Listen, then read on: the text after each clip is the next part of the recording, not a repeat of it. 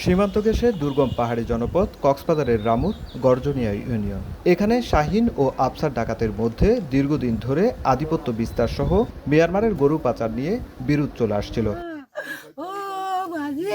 রোববার রাতে নজরুল ইসলামের চায়ের দোকানে শাহীনের সহযোগী সেলিম সহ কমপক্ষে 15 জন লোক আড্ডা দিচ্ছিল। এ সময় মুখোশধারী একদল লোক ধারালো অস্ত্র ও গুলি নিয়ে হঠাৎ হামলা চালায়। এ সময় সেলিমকে কয়েকটি কোপ দিলে চিৎকার শুনে তার বাবা বাড়ি থেকে বের হন। পরে তাদের দুজনকে লক্ষ্য করে গুলি ছুড়ে পালিয়ে যায় সন্ত্রাসীরা। স্থানীয়রা তাদের উদ্ধার করে হাসপাতালে নিলে চিকিৎসক তাদের মৃত ঘোষণা করেন। দুম দুম দুম চাইতে আসি আয়ের আয় এত হানা থাকা কাবা চাইয়ে না হাইতে গরু আইতে পারলা হাসির মাঝে আর ভাই সেলিমে ও বাপ আর রান্না মারছে না ও বা যে করা রান্না মারছে না। জড়িতদের গ্রেপ্তারে মাঠে নেমেছে আইনশৃঙ্খলা রক্ষা বাহিনী।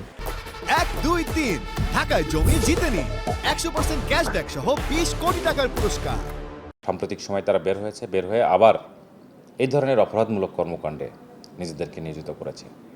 কিন্তু আমরা চেষ্টা করছি আমরা তাদেরকে আমাদের যে পন্থা আছে সেই পন্থায় তাদেরকে নিবৃত্ত করতে। ঘটনার পর থেকে এলাকায় উত্তেজনা বিরাজ করছে। সুজাউদ্দিন রুবেল, সময় সংবাদ, কক্সবাজার।